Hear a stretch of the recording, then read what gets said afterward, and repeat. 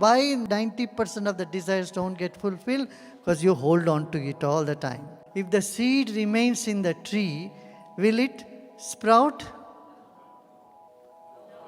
Will it grow? What does the tree do?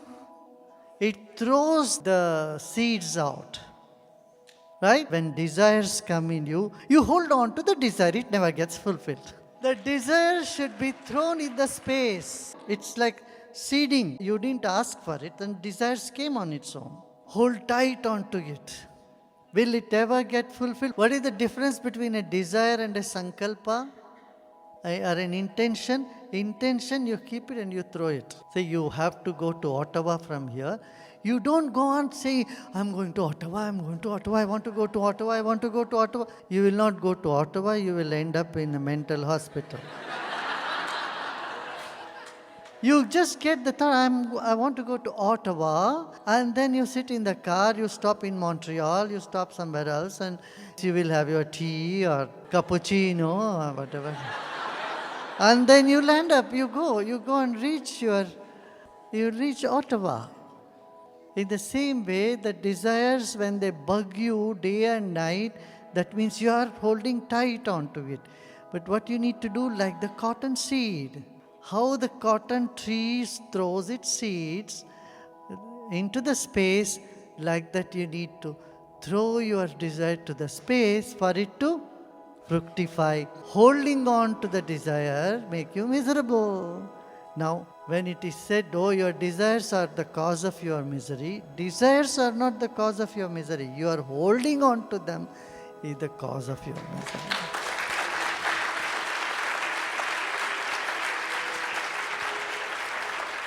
So, the desire has come, throw in the space. Then you can meditate. In India, in Hindu tradition, they take a few grains of rice, because you are made up of grains. Your whole body is food. So take a few grains of grains and a little water, and then you have a desire, and then you drop it. And you make a wish, and in all the holy places and in Jerusalem and all these places, people take a coin, or even in tourist places, and they make a wish and throw it in the water. Yeah, ancient people all over the world, they must be wise. They have had all these techniques for people, but people don't understand that. They throw the coin, but not the wish. The coin is also lost, wish is also lost.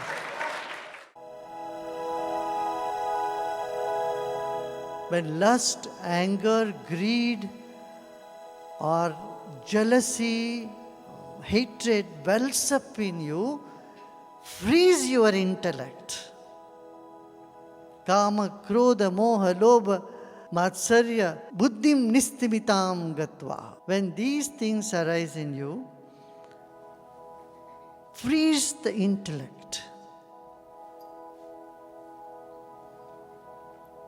You will see there is a difference that happens. The wrath arises in your anger. For a moment, just freeze the intellect. How?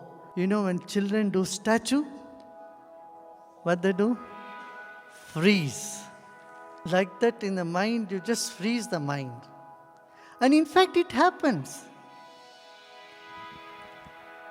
At the peak of any experience, your mind gets frozen. See, someone is so angry, they cannot talk. Have you noticed? When you got so angry, so annoyed, you simply fumble. Words don't come. There is something, your intellect already is freezing. Same in the sex also. Your intellect freezes. And when you are so delusion, when there is a delusion also, intellect freezes.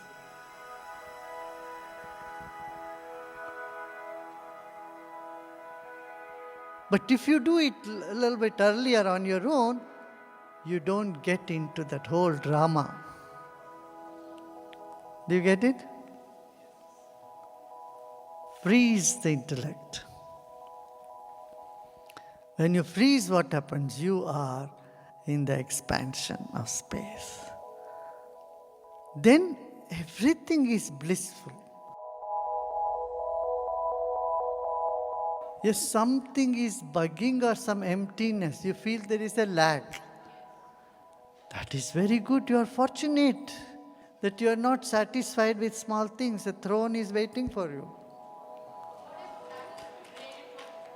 See, you are qualified to get into a higher pedestal.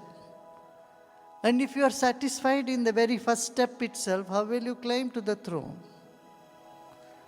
Suppose there are many steps to the throne and you are happy. Oh, I put my foot there. I'm happy. I'm getting all that. I'm comfortable. No. In the comfort of all other things, there is a discomfort that arises in your heart. That is for you to go a little higher. The emptiness you feel in all the worldly things is for you to move towards spirituality. And when you meditate and when you are in satsang, you see that there you don't feel the emptiness. Right? When you are here, do you feel emptiness? No. Yes or no? You don't feel that lack.